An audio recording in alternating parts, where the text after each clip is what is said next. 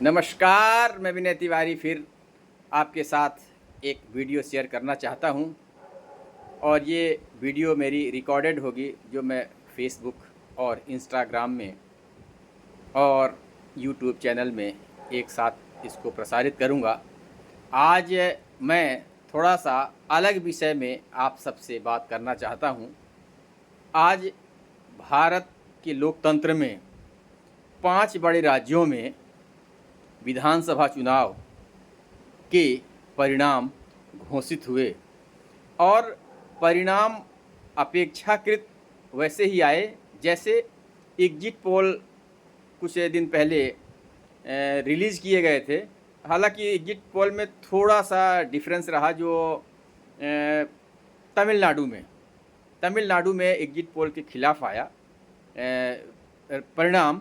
बाकी जो राज्य हैं जैसे असम में हेमंता बिस्वा शर्मा, बल्कि ये कहें कि जो एग्जिट पोल का प्रिडिक्शन था उससे कहीं ज़्यादा सीटें भारतीय जनता पार्टी या कांग्रेस, एक जगह कांग्रेस की है केरलम में, उसके बारे में भी आपसे चर्चा करेंगे। तो पहले 5 राज्यों में जो चुनाव हुए थे उनमें से नंबर 1 था पश्चिम बंगाल, सबसे ज़्यादा हॉट था। 2 में असम, 3 में पांडुचेरी, 4 में केरलम और 5 में तमिलनाडु। यहाँ तमिलनाडु के बारे में बता दूं कि तमिलनाडु में इस बार सत्ता परिवर्तन हुआ है और तमिलनाडु के जो वर्तमान में मुख्यमंत्री थे आज दोपहर के पहले, उन्होंने सनातनियों के खिलाफ बहुत ही अभद्र और आपत्तिजनित टिप्पणी की थी। शायद उसी का परिणाम है, उसी का नतीजा है कि सनातन को मानने वाले लोगों ने स्टालिन को उनकी औकात दिखा दी कि तुम जो सोचते हो सनातनियों के बारे में वह सत्य नहीं है। जो सनातनी है, जो सनातनियों की सोच है, जो सनातनियों का सिद्धांत है, जो सनातनियों का तौर तरीका है, अगर सनातनी अपने तौर तरीके पे अमल करने लगे तो वही असर करेंगे जो होना चाहिए, बल्कि उससे भी ज़्यादा।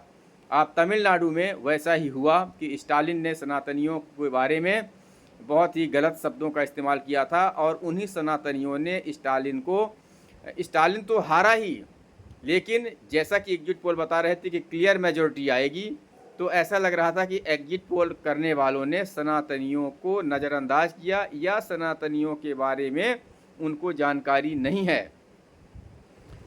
तो सबसे पहले इस बात की धन्यवाद कि स्टालिन बाहर हुआ और वहाँ एक नई पार्टी की सरकार बनेगी। थोड़ी सी सीटें कम पड़ी हैं लेकिन वो जल्द ही मैनेज हो जाएंगी और वहाँ सरकार बन जाएगी।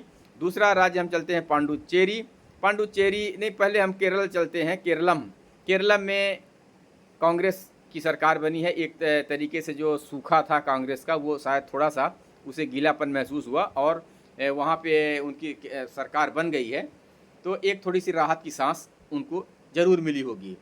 नंबर 3 में हम आते हैं पांडुचेरी बहुत ही छोटा राज्य है और वहाँ बीजेपी की बहुत ही बेहतरीन जीत हुई है।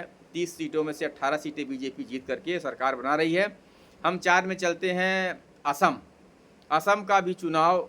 असम के बारे में हो सकता है कि लोग थोड़ा कम ज्ञान रखते हों, लेकिन चूँकि वहाँ के मुख्यमंत्री हेमंता बिस्वा शर्मा जो किसी न किसी मुद्दे में किसी न किसी बात के कारण एक तरीके से हाईलाइट रहते हैं, और जब चुनाव हुआ था तो असम में तो उनके जो मुद्दे थे, यहाँ तक कि उन्होंने कुछ ऐसी बातें कही थी जो शायद उनको नहीं कहनी चाहिए कि हमें इस वर्ग विशेष का वोट चाहिए या नहीं चाहिए, उसका हम जिक्र नहीं करेंगे क्योंकि आज लोकतंत्र की विजय हुई है और सनातनियों की विजय हुई है और जो लोग लोकतंत्र में यकीन रखते हैं आज उनकी जीत है, आज उनका दिन है। इसलिए कोई ऐसी बात नहीं करना चाहता हूँ जिसमें फिर एक अनावश्यक चर्चा का एक मुद्दा बने कि यहाँ पे ऐसी बात कर दी वैसी बात कर दी, तो इसलिए उसमें नहीं जाऊँगा।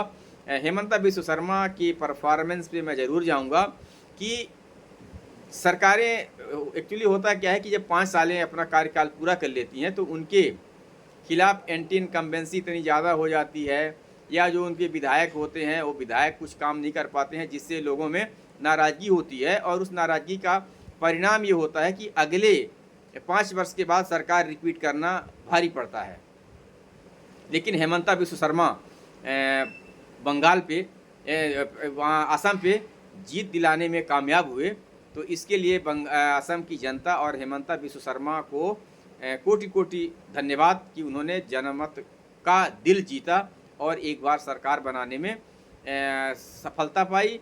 और साथ ही कुछ ऐसे राज्य हैं जहाँ पे घुसपैठियों की भरमार है और घुसपैठियों की मदद करने वाला कोई दूसरा नहीं बल्कि अपने ही लोग होते हैं, चाहे वो राशन कार्ड का मसला हो, चाहे आधार कार्ड का मसला हो, या कुछ खुराफात करके लोग बात क्या करते हैं कि इन घुसपैठियों का राशन कार्ड बनवा देते हैं, आधार कार्ड बनवा देते हैं, फिर कहीं ना कहीं वो जान पहचान में किराए में रहने लगते हैं। चूँकि इतना बड़ा भारत देश है तो कहीं ना कहीं उनको मजदूरी का या कोई ना कोई अपना काम धंधा मिल जाता है जिससे उनकी रोजी रोटी का हिसाब किताब सही बन जाता है और वो एक तरीके से इस्टेब्लिश हो जाते हैं। लेकिन कुछ ऐसी ये सरकार जब से आई ऐसा लग रहा था कि शायद इस मुद्दे पे कुछ करेगी, अब करेगी तब करेगी, लेकिन अच्छा फैसला उठाया। और जब से ये एनआरसी वाला मुद्दा आया, एसआईआर का मुद्दा जब आया, तो इसमें इतने घुसपैठिए या इतने ऐसे लोग बाहर हो गए जो अपनी नागरिकता सिद्ध करने में नाकाम रहे और इसका परिणाम ये हुआ कि उनका वोटर लिस्ट से नाम कट गया।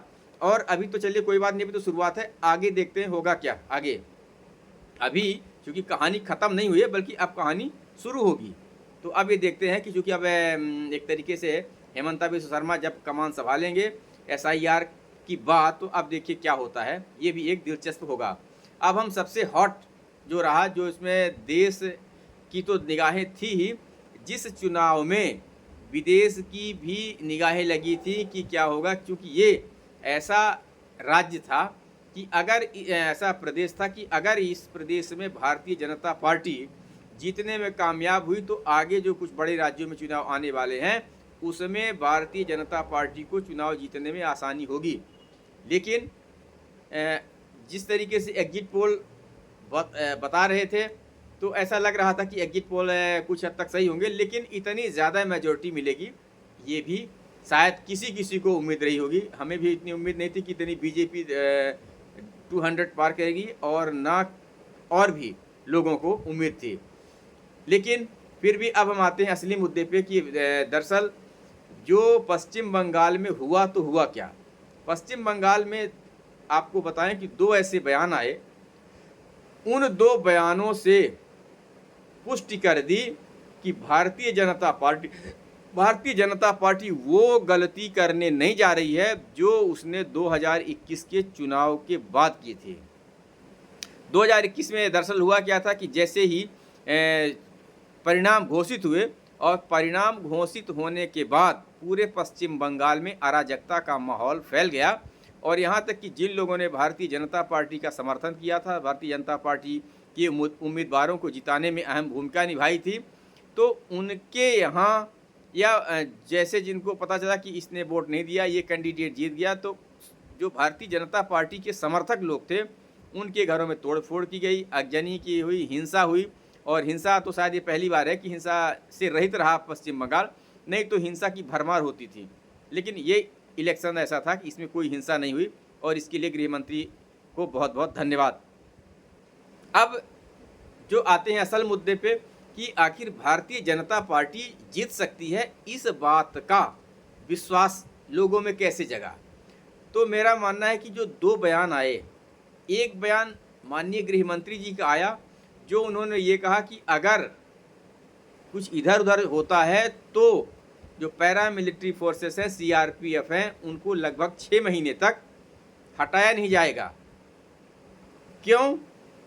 चुनाव होने के बाद तो हटा देना चाहिए, लेकिन चुनाव होने के बाद जैसे 2021 में हटा दिया गया था तो हटते ही इतनी ज़्यादा अराजकता फैल गई कि उसको कंट्रोल करना भारी हो गया। तो इस बार शायद गृह मंत्री को ये अंदेशा था या गृह मंत्री जी को जनमत का ये विश्वास भी हासिल करना था कि देखो जो हमसे 2021 में गलती हुई है अब वो गलती हमसे नहीं होगी। तो एक ये भी बहुत बड़ा कारण रहा कि वो गलती भारतीय जनता पार्टी ने नहीं की। और पहला तो ये हो गया गृह मंत्री का ये दिया हुआ आश्वासन, जिससे जनमानस में एक माहौल बना, एक संदेश गया कि नहीं, इस बार भारत की जो सरकार है वो हमें अकेला नहीं छोड़ेगी। अगर हम भारतीय जनता पार्टी का समर्थन करते हैं तो भारतीय जनता पार्टी हमें इस बार मरने के लिए नहीं छोड़ देगी। एक तो ये हुआ, और दूसरा जो हुआ, दूसरा ये हुआ कि भारतीय जनता पार्टी ने जो वहाँ के कुछ गुंडे कहें या अराजक कहें या माफिया कहें, जो भी कहें, कुछ ऐसे उनके लोग थे जो चुनाव में लड़ रहे थे, उनके खिलाफ उनको एक मैसेज दिलवाया गया एक अधिकारी के द्वारा, आईपीएस के द्वारा, कि आईपीएस वहाँ जाते हैं, हालांकि धमकाते नहीं हैं, लेकिन उन्होंने जो बात कही उससे आम जनता में एक विश्वास की लहर दौड़ी कि शायद 2021 रिपीट होने वाला नहीं है। अगर कुछ उल्टा पुल्टा या कुछ परिणाम डिफरेंट आता है तो भी हमें सरकार इस बार ऐसे छोड़ेगी नहीं, या सरकार की मानसिकता या जो सरकार का आंतरिक सर्वे है, वो आंतरिक सर्वे में कुछ बात दूसरी है कि एक अधिकारी के द्वारा ये बात कहलवाई गई है, अधिकारी के द्वारा जो बात कही गई हो, कहलवाई गई हो, ये मैं नहीं कह सकता, लेकिन अगर अधिकारी के द्वारा ये बात कही गई तो उस बात को भी भारत की जितनी मीडिया हैं, चाहे इलेक्ट्रॉनिक हो या प्रिंट हो या सोशल मीडिया हो, पूरी तरीके से उन अधिकारी महोदय की बात को बहुत ज़्यादा तरजीह दी गई। इससे भी एक समाज में मैसेज ये गया कि सरकार इस बार प्रतिबद्ध है, हमारी सुरक्षा के लिए प्रतिबद्ध है, इसलिए पिछली बार जो गलतियां हुई थी कम से कम इस बार होने की कोई उम्मीद नहीं है।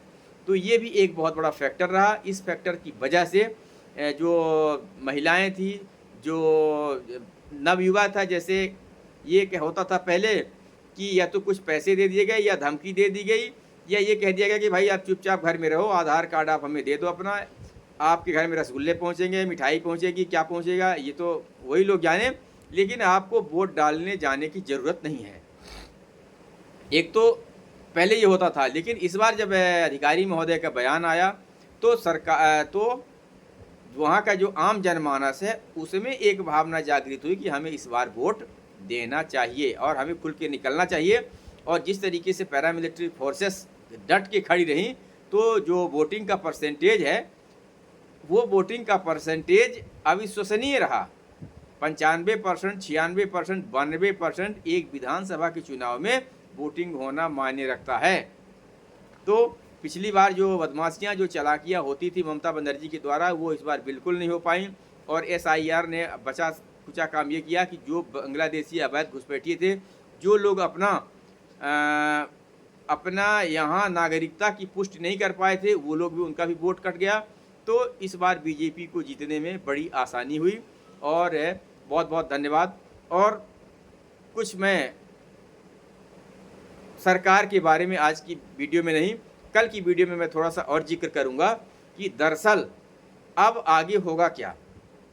जिस तरीके से माननीय गृह मंत्री जी ने मोर्चा संभाला इस चुनाव में, जो कि बहुत बड़ा चैलेंज था, अगर इस चुनाव में उन्होंने मोर्चा संभाला और एक निष्पक्ष और शानदार जो चुनाव संपन्न कराया, तो अब हम अगली वीडियो में आपसे ये चर्चा करेंगे कि अब आगे भविष्य में क्या होना है। तो अभी के लिए इतना ही। बहुत बहुत धन्यवाद। नमस्कार। शुभ रात्रि।